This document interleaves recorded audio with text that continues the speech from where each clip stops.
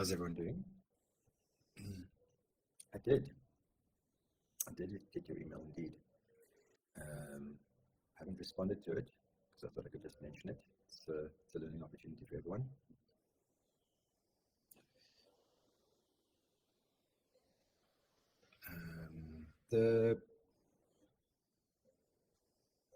Yeah, my power is also going out now, or has. Still better. It should. I mean, I should be able to last throughout. I've got a backup UPS and so on, so I'll carry on and record the class. So we do want to continue. Leaf blower day. We do want to continue giving you reviews on your animation and trying to keep up on the weekly schedule. Last week we fell behind a bit because I had to go to Comic-Con, so I missed my Thursday class. And Chris gave feedback there.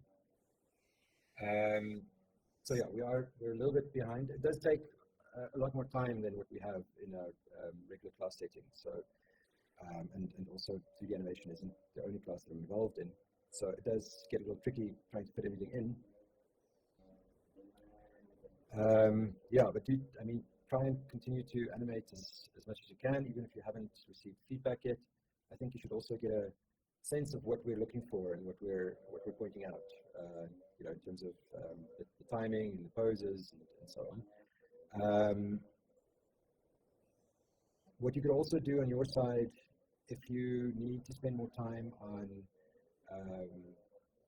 other aspects of the feedback, like you do need to probably try and prioritize what you can change early on and what you can what you'll leave for later or might not be a reasonable change in your mind, because you know, if your entire shot changes, then that's not a sort of feasible amount of work to do in a week. So try and prioritize your changes as well, and just figure out, okay, well, this is essential, this needs to happen, and then other things are a little less essential, just maybe a wish list thing or a nice to have, and those you can do later. Hello, Chris. How you doing? What is the plate, Chris?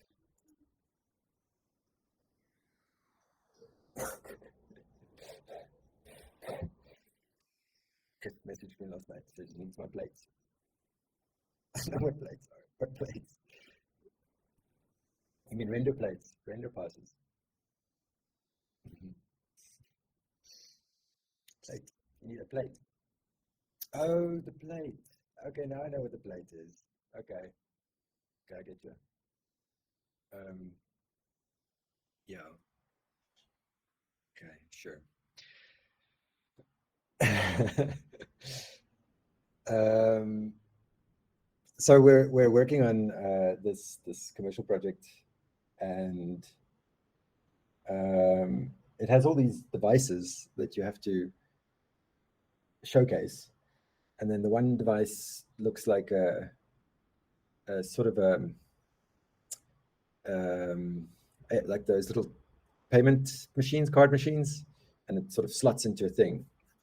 And then the client didn't tell us what that thing was supposed to be, so we just took the same thing and turned it around, and it's back, and just used the plate of that portion, just so it's the backside of the same device, so that they can hook into each other. But funny enough, then the character also needed to stick a flash stick into the device, and then we didn't have a flash stick ready and modeled, so we just took that device and just scaled it down to flash stick size and just used that. So there's like 3 of the same devices that are just used in different ways to make a different thing. So cheating, yes. It's important that you can cheat when you need to make a plan, and I think it's valuable to think on your feet. Okay. Right, so we're in week 3. We're meant to go through, according to the brief on the homepage, which never goes to, we're meant to be doing simulations. Okay, so this is anything that we can start helping our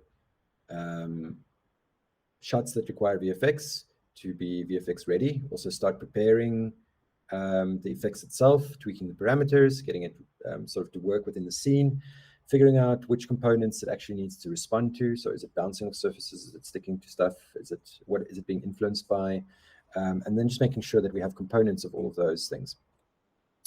So not everyone would necessarily be doing a VFX shot. So there's not a lot of sort of incentive to add VFX when it's not absolutely necessary. And we're also doing another sort of 2D effects pass after this week. So next week, we're looking at how we can enhance these effects using 2D footage or matte paintings or whatever, overlaying that on top of our existing 3D effects if we have. Sometimes you don't need both. Sometimes you just get away with 2D effects, depending on the camera, depending on the angle, depending on the distance from camera. And those are things that we need to figure out. So half of the class will review any animations and give you some feedback, but the other half is figuring out and identifying problem-solving specific simulations. So we're going to look at your sequences. Hopefully we could, or potentially share some of those files so that we can kind of work and figure it out together. Hoping that it would be somewhat of an interactive experiment, and we can figure it out together, because I know of some people that manage to sort of specialize in effects and move on to become special effects supervisors and things like that, or VFX supervisors or technical directors. But it's a journey. It's not something that you just step out of college and straight into a VFX supervisor role.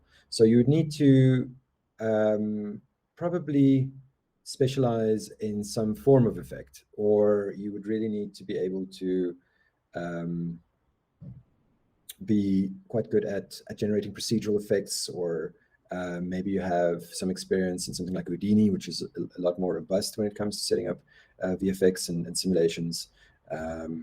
So that's kind of like that's the one route that you can take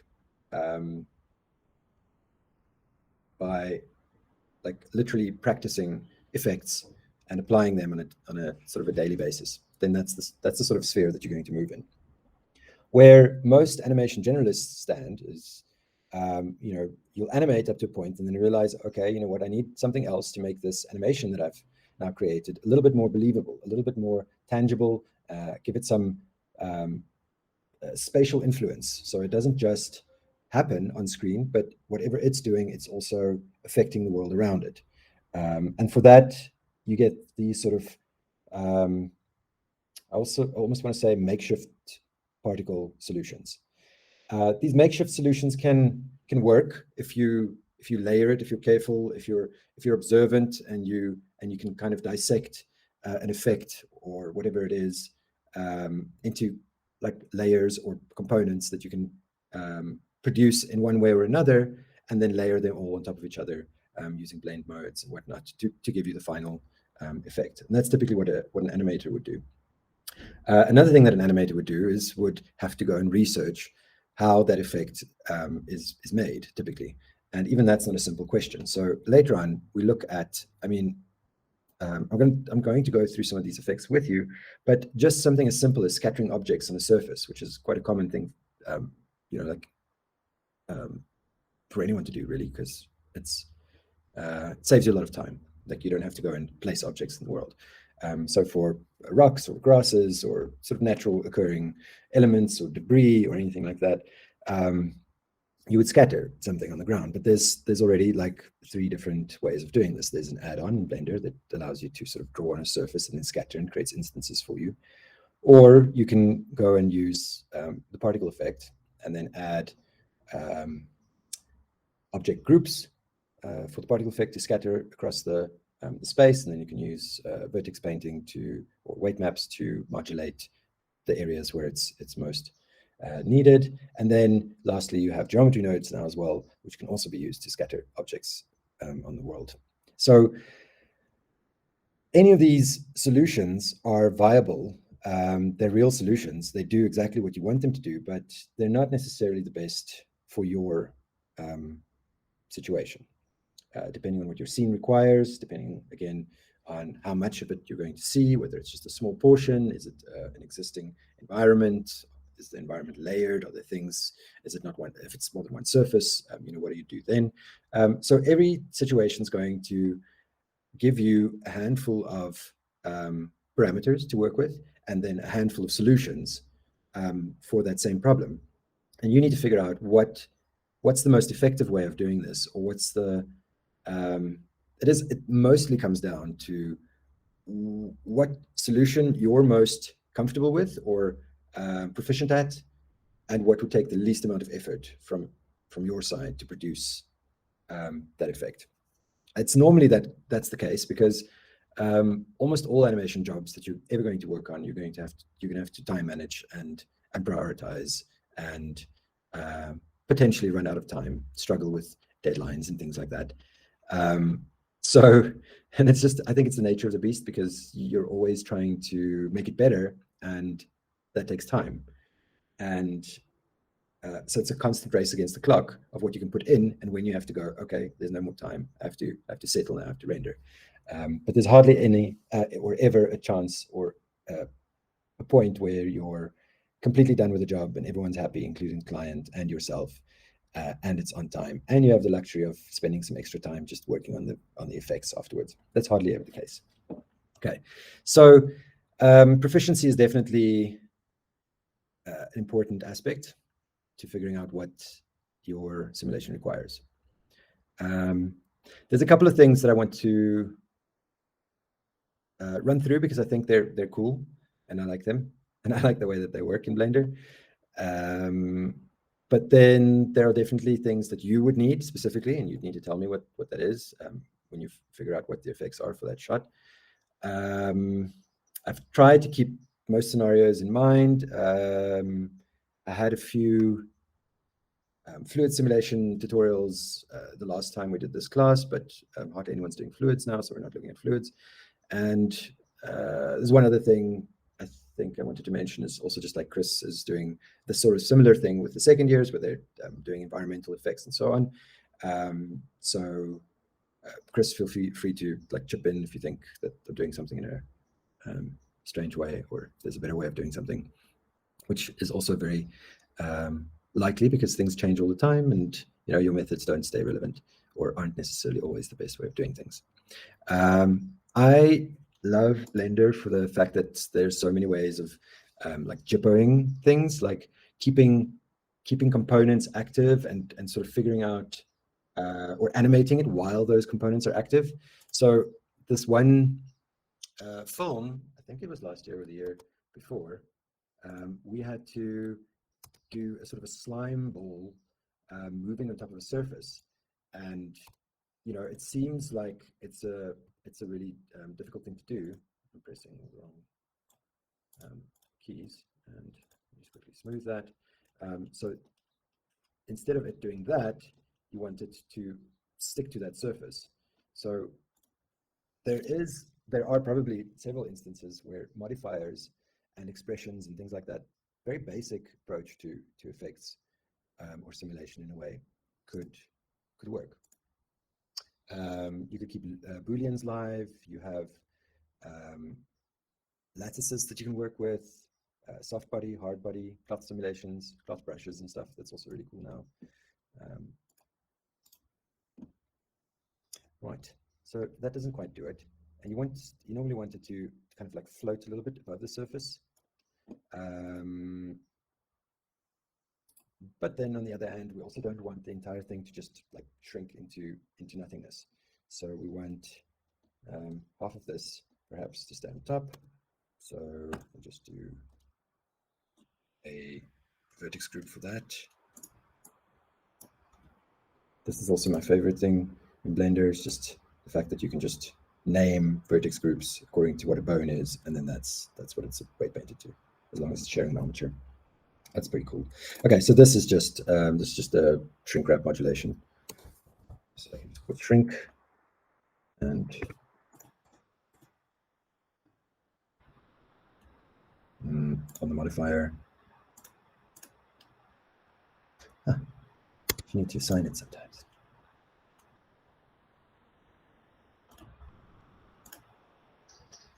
Okay, so then in that instance, it's just the wrong way around. And I can see that my shrink wrapping is actually going in the wrong direction. So, or the offset is going in the wrong direction rather. Let me just step out of the wireframe again.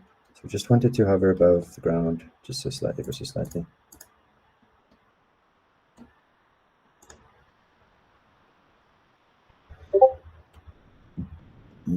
Bling. Sorry. What often helps also stacking them, stacking your modifiers and getting them, oh, sorry, not solidify, subdivision surface. So that's a little bit better. You can see that it's kind of working now. Cool. So then just by having those things active, you can kind of have this squashing, stretching kind of blobby thingy move on a surface. And then the other trick that we tried was for it to leave like a snail trail, like a smear. And that we had to use dynamic paint for. So with dynamic paint, you just need a little bit of more information on the surface itself. So I just want to make sure that there's actually a UV map for that. I think that, yeah, there should be by default. Okay. So then what you can do is you can simulate this drawing a line across. So if we just made this a bit bigger.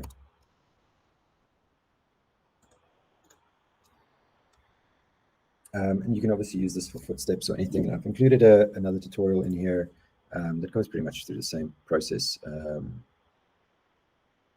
Dynamic paint effects in Blender, it's a very short one, but they use displacement.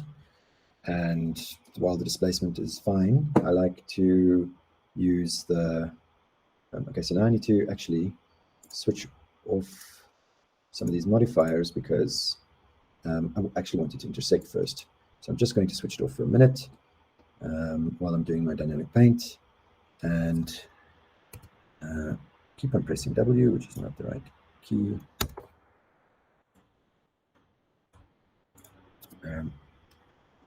I like auto key, but it is dangerous because you end up keying a bunch of things that you shouldn't be keying. And we don't need that many frames. Remember I said try and chop off your animations into hundreds or 120s so that you can animate, we get a better sense of timing from that.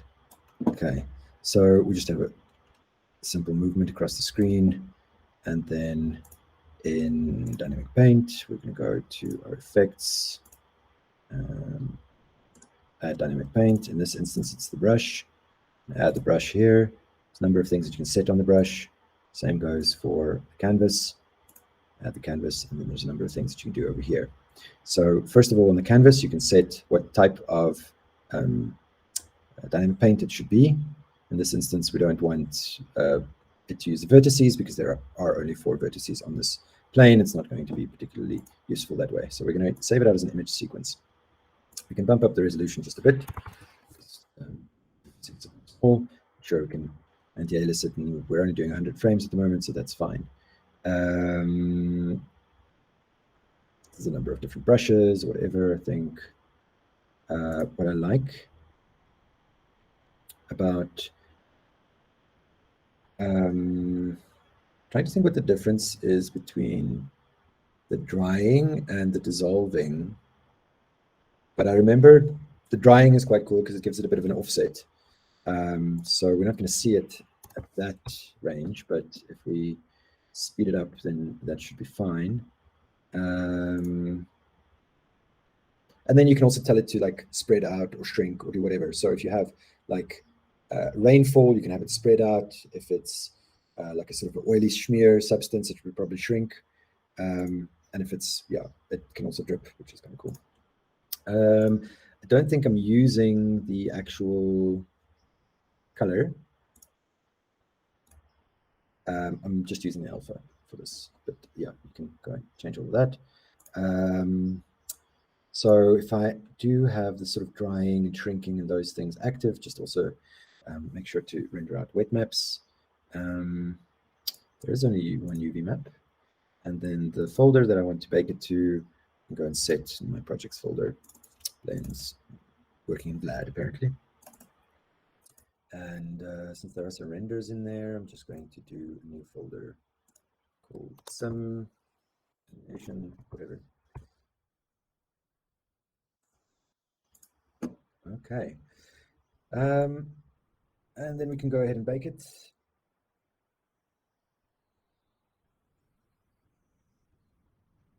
Pretty sure you're supposed to move. Let's just go check.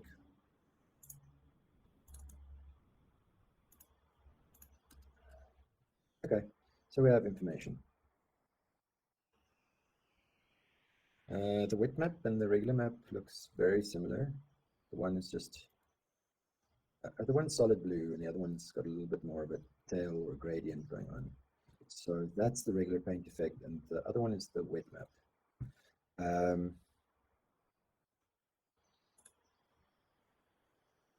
So for this, I suppose if we wanted to, we could do a quick shader here. I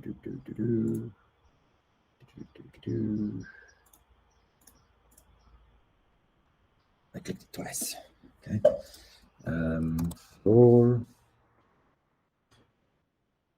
Give the floor, make the floor darker. See some materials here. Maybe even darker. And then I'm just going to add an image sequence.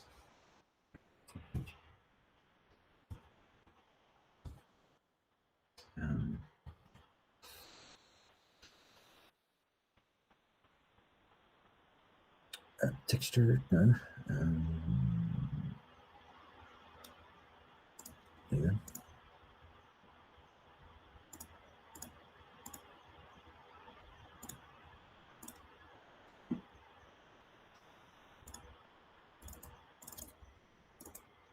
Okay, I'm just going to take the wet map for now. If I can. Let me just see. It's not as easy as I thought. Let's just arrange it differently.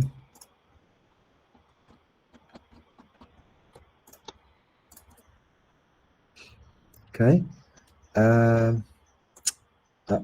Normally what I do, and this is just a precaution because what I found is that sometimes if you use a texture or a sequence as a texture, it doesn't always play back entirely. And I found what helps is to also have it open in the UV editor. I don't know if that's a thing. Either way. Okay, so I just want to use this wet map at the moment. Also just tick auto refresh and plug that into my let's see, roughness. It would need to be inverted. So let's just see. Do we have a -1? Does it keep on popping up like that? Right. Invert. Sweet.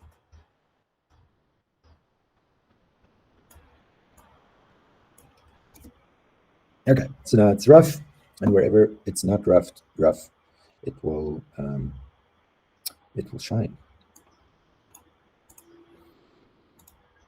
giving the impression that it's moist in some way. Timeline.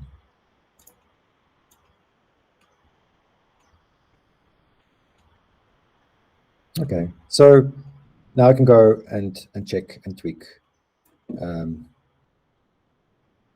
those frames. You can see it sort of gives that impression, but it looks like it's drying too fast or whatever. You can go and set that so it lingers a little bit more. Do it once and see. Okay, on you have the effects, and let's just make that longer.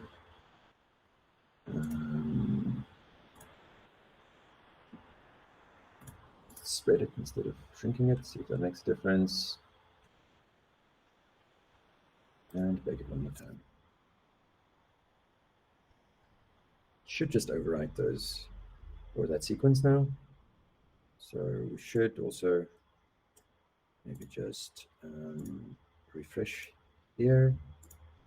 Okay. Okay, so now it's spreading out. Still drying, but it's looking more like it's leaving a trail or something in its wake. Cool. And then once that's done and it's simulated, because we're rendering, I mean, we're using a image sequence now, so it's no longer necessary to do any of the actual simulation. We can actually get rid of it. We've already simulated it, and we can just use that in our world to drive other things. You can also use these for masks or whatever to spawn particles from. So if you wanted to leave sort of a particle trail, that way, that could also work.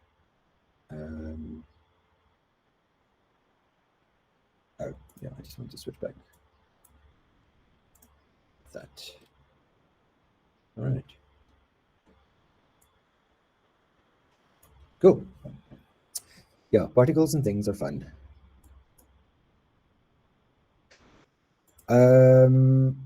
So one other thing that I think is quite common is the fact that sometimes your particle systems and simulations and things tend to bog down a scene quite a lot. And then if you run those simulations, or you keep those simulations in the same scene all the time, you end up having quite a bit of trouble working in that scene without it, and have it remain stable. Or workable, really. So your frame rate drops, everything takes longer, and the software is more likely to crash. So what you want to do, if you can, is extract your simulations or components that your simulation would require from your scene, get rid of everything else that's not important to the simulation, simulate it, render it, and comp it back in. Okay, so it was important for me in this rendering exercise that we're doing, that's due tomorrow, that you already take into account which passes you'll need so that you can go and layer your effects in between. So if you're, let's say your character is standing in the foreground and there's a spaceship in the background, as an example, and it's landing and it's making dust and all sorts of things, you want it to happen in the right Z-space. So you want it to happen behind the characters so that all of that stuff happens there. But then sometimes you might also want to layer things in front of it. So you need your passes to be able to separate these different effects. Maybe for the one in the background, you can use 2D effects. Maybe for the one in the foreground, you're using 3D effects or volume or whatever. But that's kind of like the separation or the thinking that I wanted to see in the separation of the layers. This technique would also work, would most likely work for the chalk drawings on the wall as well. You can use this then to drive a mask and then mask in all the different portions that they've drawn already. And then if you want to cheat it in places, you can just make a really fat chalk and you can just quickly color in a bunch of parts. Okay. So like I was saying, if we try and remove everything from our main scene and move it into a simulation scene, then we might end up losing a lot of elements that contribute to the physicality of that simulation happening in the space. So we're to JIPO that, we can take an HDRI render of our entire scene from the vantage point of the simulation, so that if we remove anything else from our scene, at least we can retain the lighting and the objects and some of the elements, so that when we comp it back, that it's not entirely foreign to that environment. Right, so this is how to create an HDRI in Blender. That's the first tutorial, and essentially all it is just your camera set to panoramic. So if I add a camera, let's say at the point where the simulation is taking place, then I probably, see, auto keyframe, my friend, please go away. Okay, so I'll make it 2 height and minus 90, 0, 0. Nope, that's not it. Probably doesn't do anything.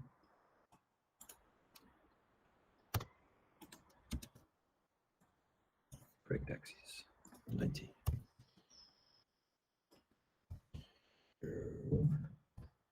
Camera, nothing there now.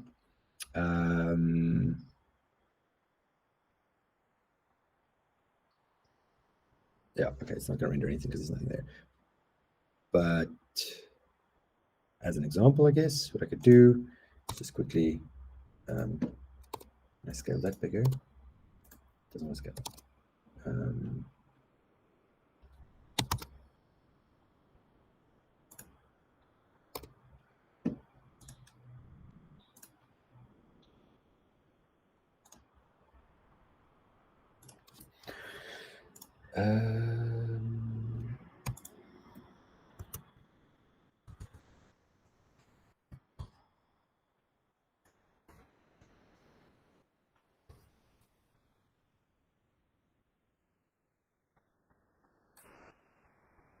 Let's do a couple of things here.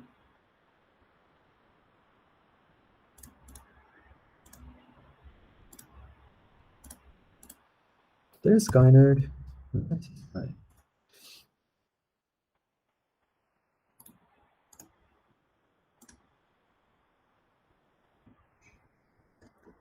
Okay. Just wanted to do something real quick so that we can just see that it is actually rendering everything. So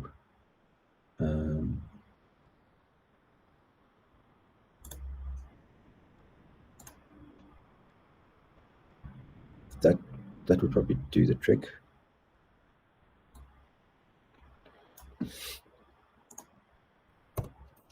And then the camera just needs to be set to panoramic, and I think the render, under the render properties here, we just need to make that I think 2x1. It's 180 degrees high, 360 degrees round. So it's 2048 by 1024. You can bump that up higher if you want to bump up your resolution. And I think in panoramic, we just need to tell it somewhere in here what kind of panoramic this needs to be.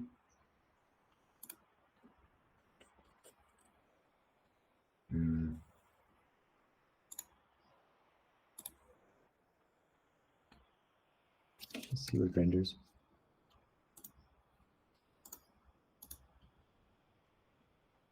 Okay, I didn't have to render such a big file. I can make it small again. Sorry.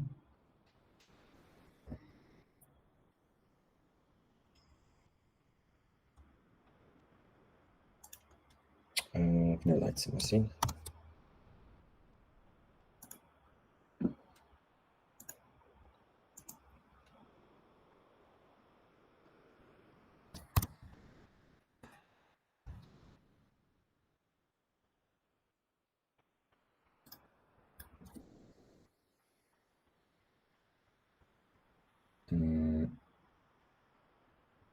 And am I rendering frame 1, or is it just because the things aren't baking? Flawed particle system. Sorry, just a sec. Start frame.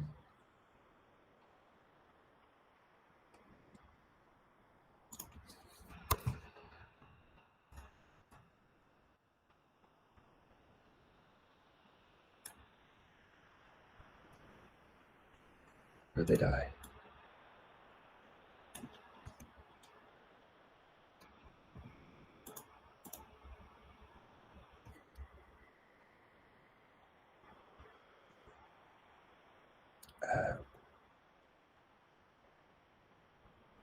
Particles don't have render. They don't have render properties, I don't think.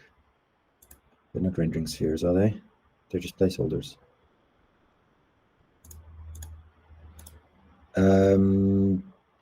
Yeah, I'm getting stuck on just having something in the scene rather than actually checking whether. So I'm just going to place a few objects in the scene instead of these particles. It's not really doing it for me at the moment.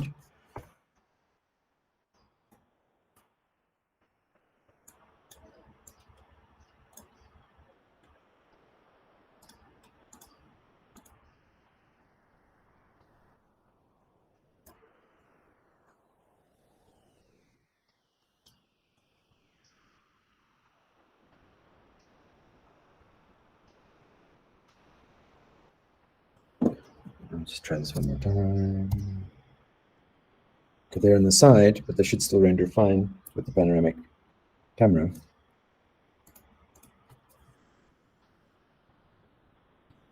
Okay, now my camera is weird.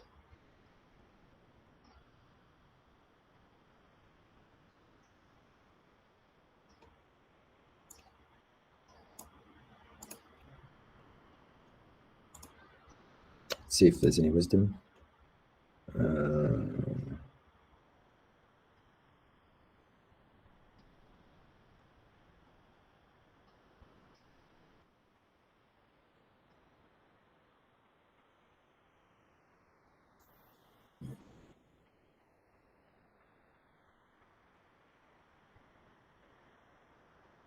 It might be because it's Eevee, you're right. Let me check.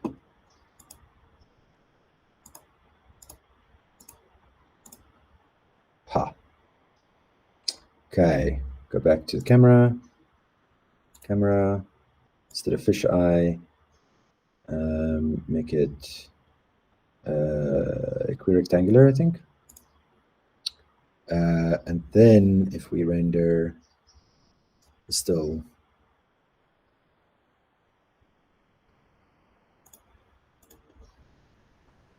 okay, now we get the light that's cutting off.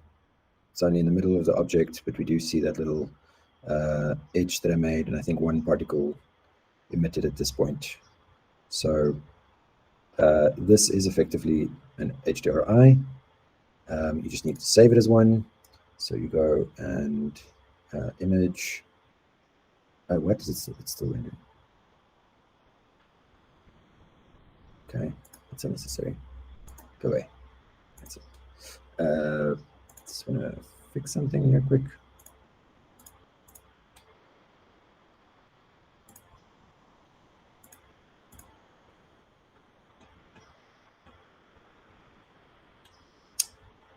And let's just do it even smaller. Just want to make it render real quick.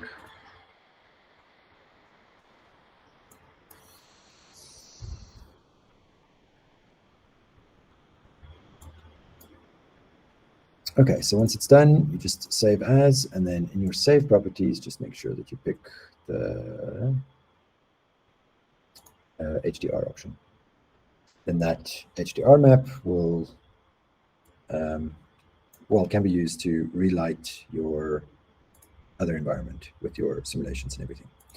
The same type of thing happens, the sort of proxy approach happens with cloth simulations as well. If you're doing cloth sims, you don't want to sim it straight onto the body. You normally add capsules of sorts where the collision data needs to be calculated. You can parent those to bones, but moving objects simulate a lot better than weight painted objects. So when something's weight painted, then it takes a lot more time to figure out where all the geometry is. So you normally try and create proxy objects. You can do the same with rigid body simulations as well. If your rigid bodies are too complex and they end up taking a long time to simulate, you can also create proxy meshes for that. Proxy colliders. It's a very typical game approach to simulation as well. You always try and separate it from all the overcomplicated data sets and just hone in on what actually needs to be simulated.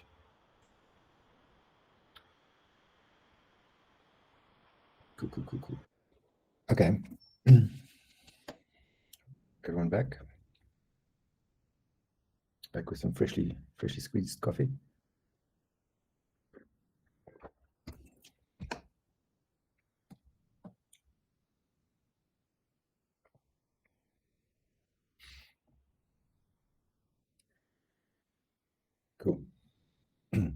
Okay, so where were we? Okay, there's some instances where we might need cloth. I don't want to get into that too much. I'd rather get into the shot-by-shot basis. Um,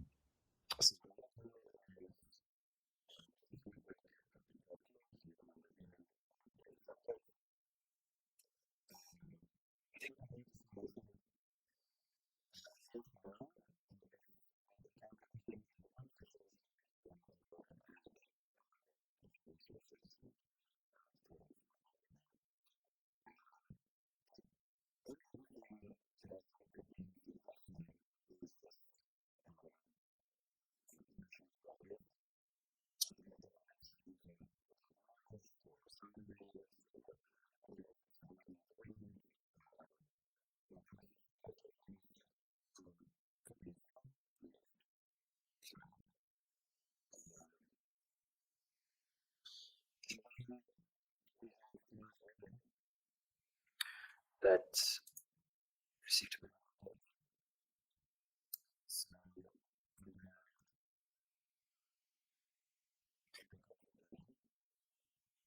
the same.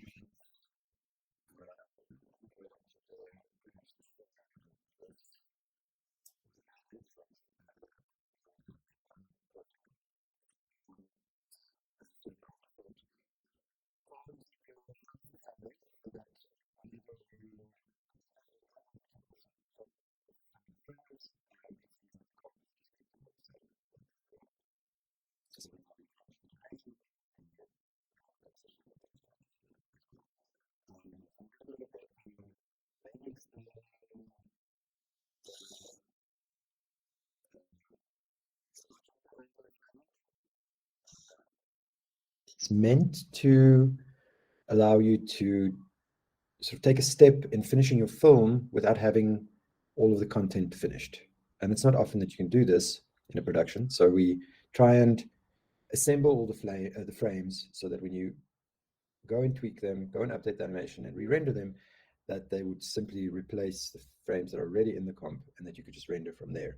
So making that last step in producing the film a lot more streamlined and hopefully less cumbersome towards the end when you're already going to be tired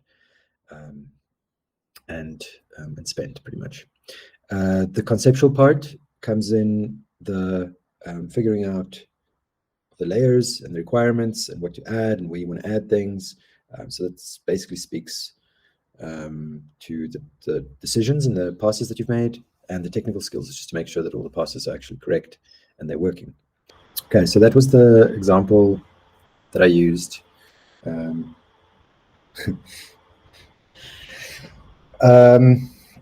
Just the way they show you the separation of the passes, that simple side wipe is sufficient for this hand in. You don't need to be fancy about it.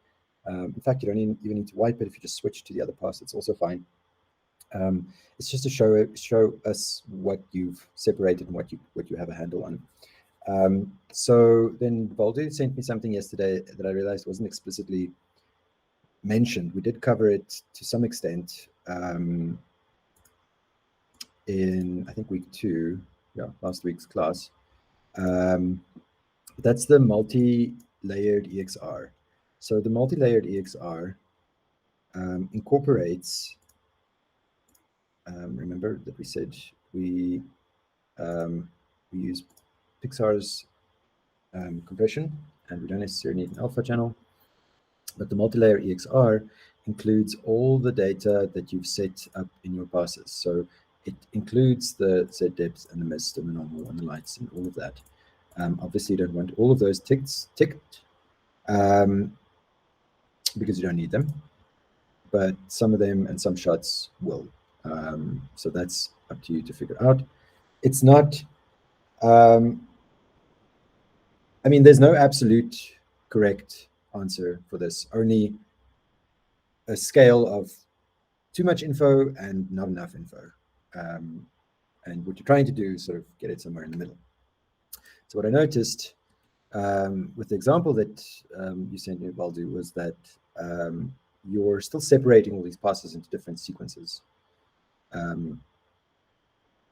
So your multi-layer EXR should technically already have your ambient occlusion, your cryptomats, and your diffuse color. You don't need to have indirect and direct lighting saved out separately. You don't need your gloss and your specular saved out separately. Unless it was causing issues in the renders, there's no reason to do it prior, because you're just going to end up putting them exactly back together the way they were. Mist is useful because that's your depth pass, and you can do all sorts of fog and things like that. I don't know why you would save out your noise separately. For me, all that information is already contained in the colored pass. Normal maps or normals for your pass. This one does something strange. Like, I haven't ever been able to use this normal. It's supposed to be a viewport normal. And then what I've done with the normal map, and this is just so you have an idea of what you could possibly use it for. But again, it's not an essential pass, but it can be useful if you think that you're going to need it for this purpose. I have no other knowledge of what a normal pass would be used for. So let me just show you this one, and then maybe, sorry, what is happening? Thank you. So Stephen, I think it's Stephen Ning, or Stephen maybe. Stephen Ning.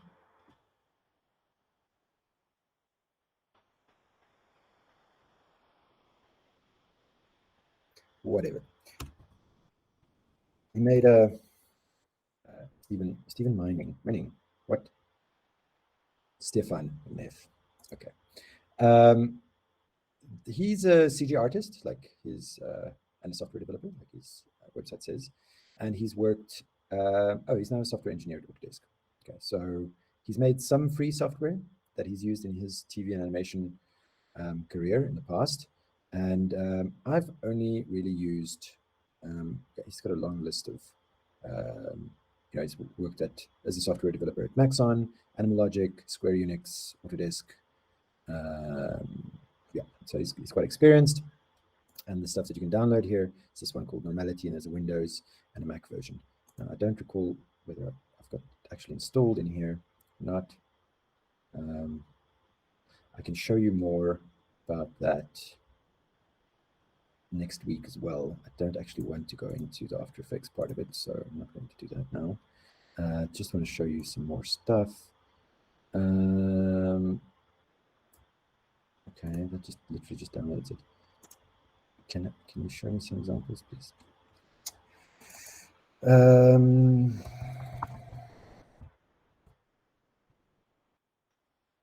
So After Effects add-on.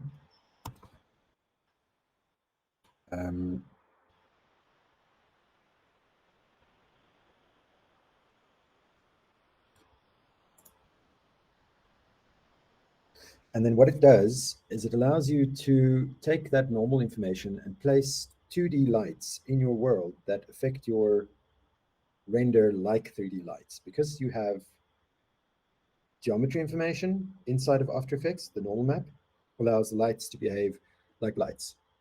And then you can go and add, so sometimes what they do is,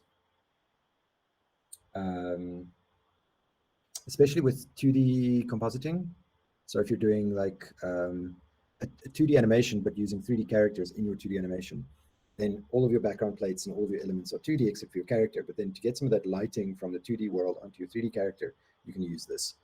You could also use it to add a rim light to your character or something like that. If you've maybe missed it, or client suddenly wants the character to stand out more from the background, but you don't have the time to go and re-render everything, then a normal map might be useful. And in any case, I've never used this normal map. So when I do that process, I go through a much faster route of getting there, which basically just involves, I do have nothing in my scene.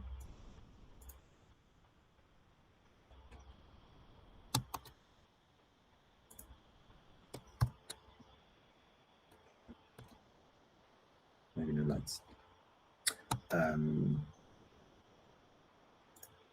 Just want to get 1 or 2 objects in here and see what it does.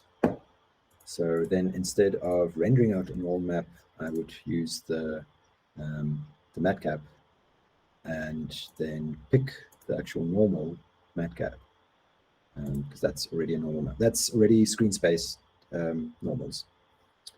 And if you capture this out with enough anti-aliasing, then you can use this as your normal pass and you can relight that. And this looks somewhat different from this normal. So I'm not sure what this normal data is useful for. Sometimes different normal maps tend to swap the axes around. So you'll have Z forward or something like that, and then all the colors are different. And then different software plugins or whatever will read it, will require a different normal. And then you can do a RGB and plug RGB remap and plug the green into the red and the blue into the green or whatever, and you can fix it. But essentially, I've never used that, so don't bother. You don't need Z and mist because you're using mist to compensate for the Z. The Z one we looked at last week, saying that it doesn't have an anti-aliasing pass, so it often creates like little hard edges when you composite. So I would recommend not use it at all. Bloom is an additional thing, sure, but again, in After Effects or in DaVinci or whatever you use, there are things for glows and blooms and post effects for that. And then you can use a Cryptomatte to isolate the bloom in certain areas if you want to, or most of those glowing effects have a threshold in any case that you can set so it only glows in certain elements. Don't need to split diffuse, you don't need to split specular. Sometimes volume if you want, if you're using volumetric light, which coincidentally is also something that I just added in there because it's nice, it's pretty to add that to things. With the volumetric light, you just need to make sure that there's a volume space. So I think you just need to go and set the shader.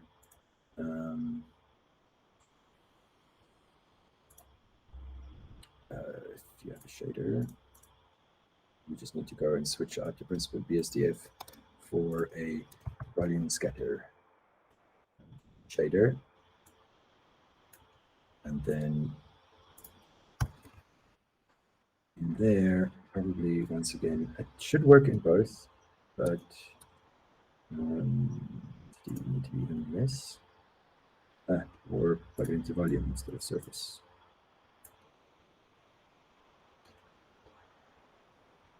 And then we need something else like a spotlight sorts. And now I don't recall if I need to tell the spotlight that it actually needs to cast volume. Probably.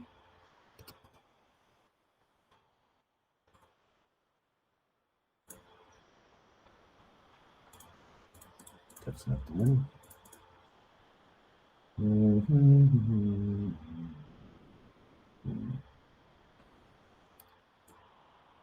Sorry, it wasn't a particularly complicated tutorial. I've just forgotten the steps.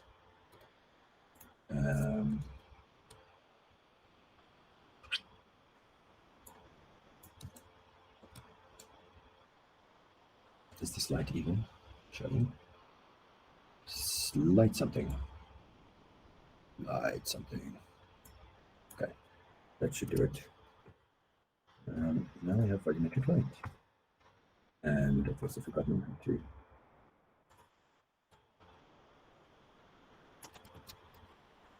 keep pressing W for move. Okay, so yeah, that creates volume. And then you can separate the volume. You can render it out separately if you switch it on here. It should separate that for you.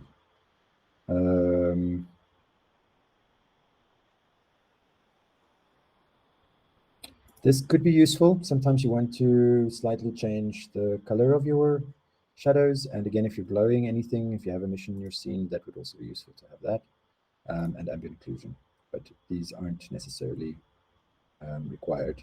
It all depends on what you need.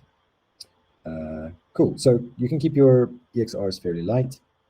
Doesn't have to have all that in there. You've got about twice as many layers as you need, and all of the files could have been contained into a multi-layered EXR. So if you do it that way, then you can just send me one file as a sample, and then for the rest, this is fine though. Your sample test is good. That's exactly what it needs to do. Get a good idea of what the AO pass looks like, the shadow pass. Like I said, the normal, I don't know if you'd be able to use that at all. Denoise passes, you don't have to separate. Color passes could be the only ones. Cool. That shadow pass didn't look accurate at all though. Is it inverted? Can't tell.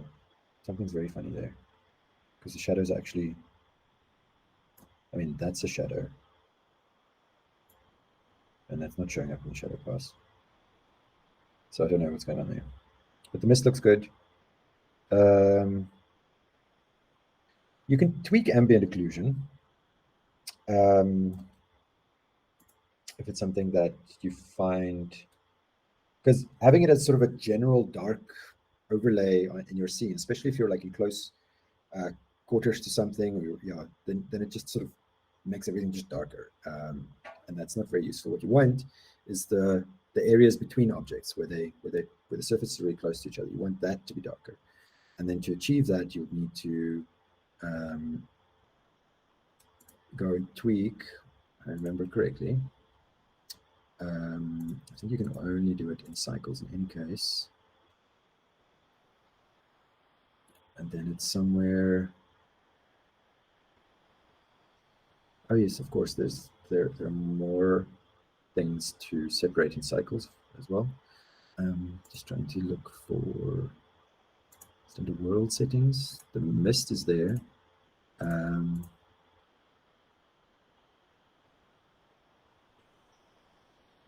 Where do I tweak my?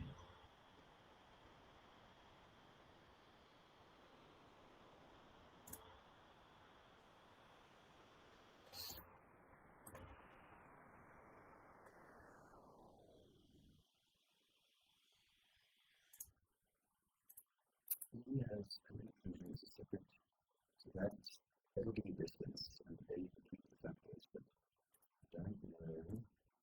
I know you can do it in cycles as well, but it's not called doing inclusion. It's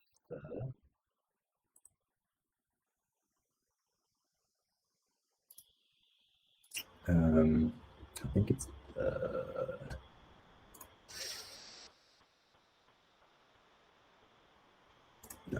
no, I lost it. I don't know where it is. Something to do with the sample rate, but okay. Yeah, because all of this darkness on the grass is it's going to make your grass really dark. The flowers have something nice going on, but yeah, you might want to exclude the grass from the ambient occlusion pass, perhaps.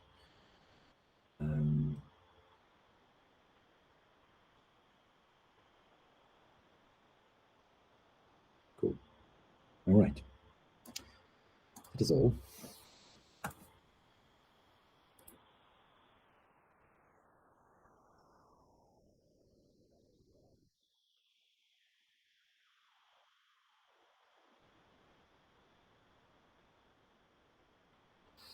I wasn't sure that shadow pass was inverted. Might have been.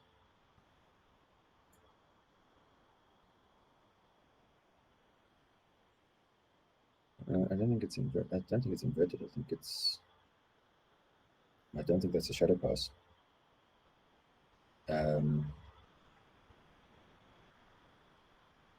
Because yeah, there's like a lot of things that are weird about this pass because his eyes are entirely black. So I don't know how you're going to use that. Even I suppose you could invert it and then, but again, the shadows are coming. Yeah, it's not even a matter of inverting it. I don't know what the pass is for. But you don't need it. You don't need to separate your shadows in this.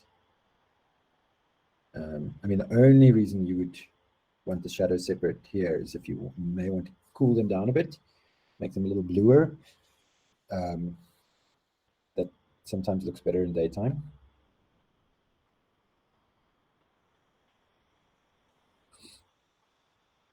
But yeah, I think the subtlety of the shadows is not going to make a difference when it's fighting against the saturation of the environment itself. So that's probably something that you need to look at first. That grass is, or that ground plane underneath the grass is like a nuclear waste kind of green. And these purple flowers are like in very high contrast to the rest of the scene.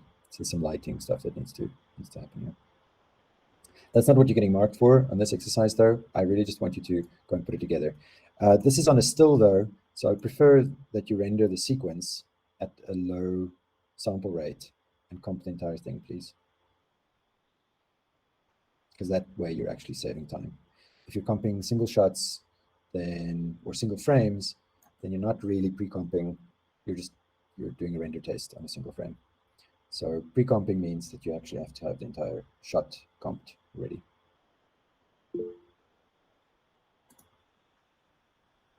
Yeah, just remove the shadow part, pass. Look, I don't know about viewport render. That would be what a sort of an Eevee render. You'd still need the passes. Even if you do an Eevee render.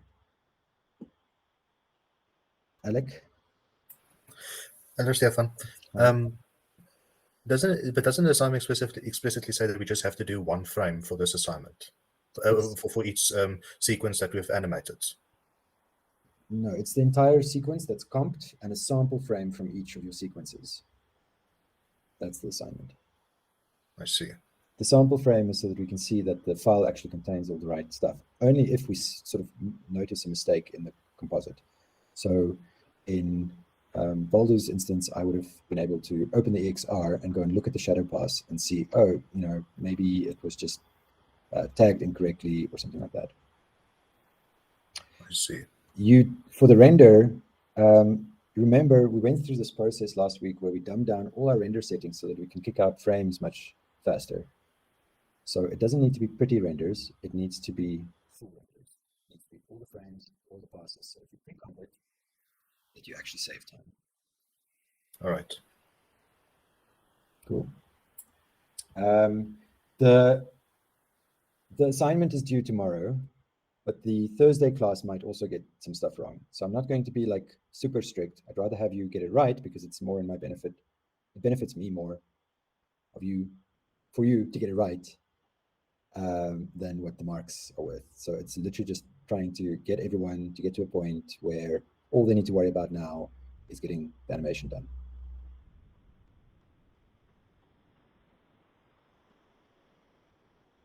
Yeah. So if you've got 600 frames to render, try and set your settings so that you don't spend more than a minute on a frame, because otherwise it's going to take 6 hours, 8 hours.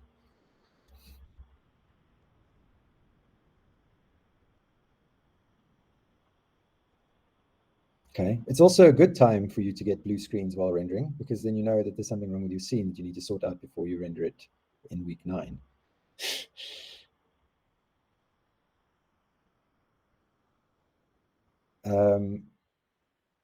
Are you going to render your final film in, what is 144p? Is that like 2K?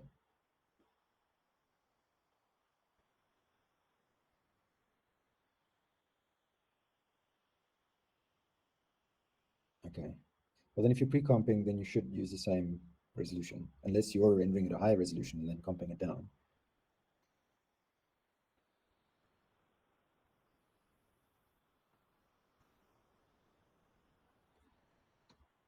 Okay.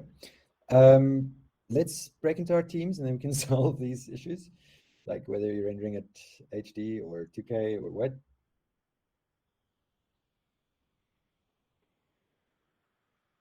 Okay, wait. After rendering the entire animations,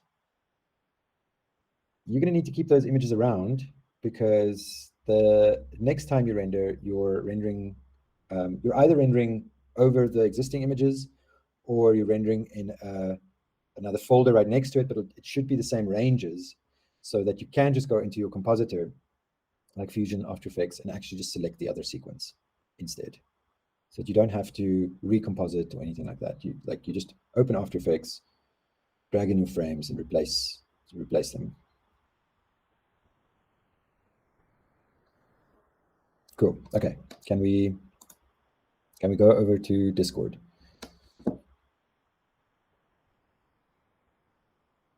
See you there.